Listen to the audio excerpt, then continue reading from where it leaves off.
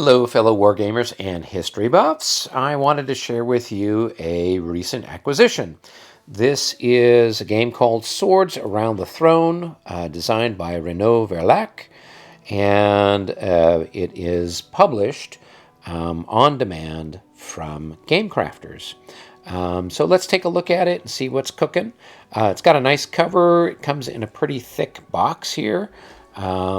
It's a typical sort of Game Crafter box that has sort of two pieces to it. On the back, there's information that describes the game itself. It has a picture of the map, some of the different pieces, and then it tells you about the components, etc. So let's crack it open and see what we have inside. So when we open it up here, we've got some packing material. Game Crafters usually does this, so that way stuff doesn't go jostling around inside the box when it's being shipped. It looks like we've got a set of cards. We'll open this up and look at it in a minute.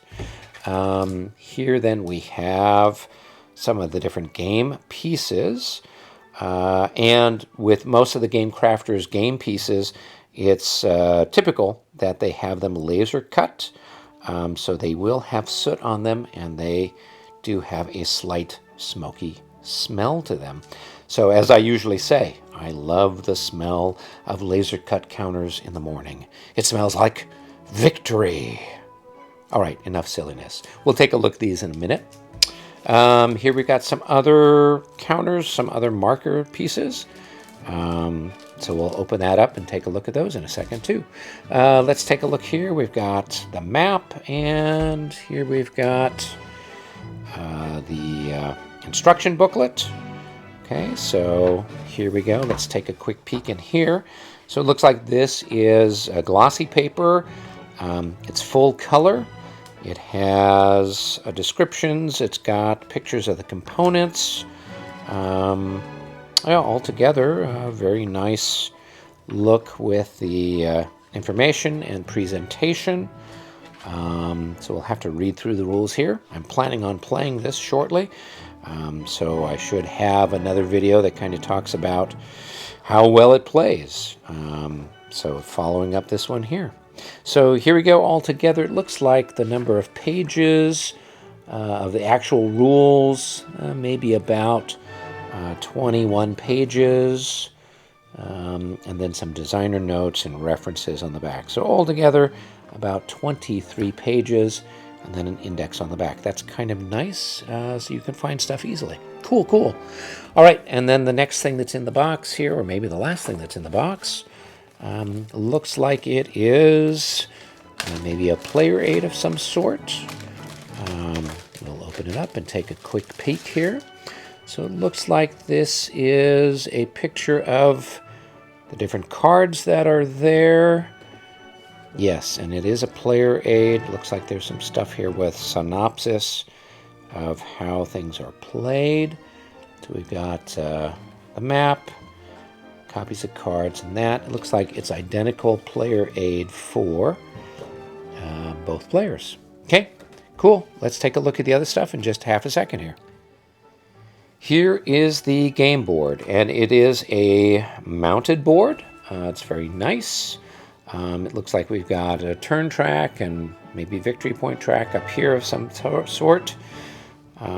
This game is sort of a point-to-point game. So these are then places where you're going to have your units moving about. And it's got Spain, France, Great Britain, different parts, I guess, of Italy, Germany, Prussia, Austria, and then Russia. And then it's got a little information here as far as what things are. And altogether, nice looking board. All right, here we've got some of the game markers. These are double-sided. They're pretty good thickness. Some nice sort of satin finish to them. A little bit of a semi-gloss kind of finish to them. We've got some different things here for the scope of alliances, neutrality. If I guess they are going to be Commonwealth, or actually I should say coalition or Napoleonic. And here's some more markers. All right, in our other bag, we've got some additional markers here. Let's crack this one open and see. Come on, cooperate. All right, here we've got, looks like different leaders for the Allies and for the French. So I guess sometimes, well, Bavaria can switch alliances. Here we've got the names of some of the leaders. So these represent French leaders. These are various and sundry marshals. And we've got front and back. And we've got different ones here for the Allies. And here we've got ones for more for French. And then if they flip alliances, here they are for the Allies. And then here we got some of the big guys. So it looks like we've got Brunswick, Kutuzov, Wellington, Napoleon, and on the back, Davout, more Wellington. This must be Barclay de Tolly, perhaps, and Blucher. All right, cool. All right, now we are looking at the cards. It looks like there are decks for or cards specifically for the French, cards specifically for the Allies. The cards themselves are typical sort of playing card with a nice, smooth, glossy finish to them. We kind of take a look here. On the cards themselves, we've got an indication of who this is for. This is for the Austrians. This, I think, indicates the priority of when it's played. And then this lets you know that this is a military card. Here's another one for the Austrians. This is a diplomatic card. Of course, there is Metternich. Here we've got something for the Brits. This is a military card. Here is a diplomatic card. Oh, here's an even better diplomatic card. Here is, these are the insurgency cards, right? So this looks like the Tyroleans revolting. The Tyroleans are revolting.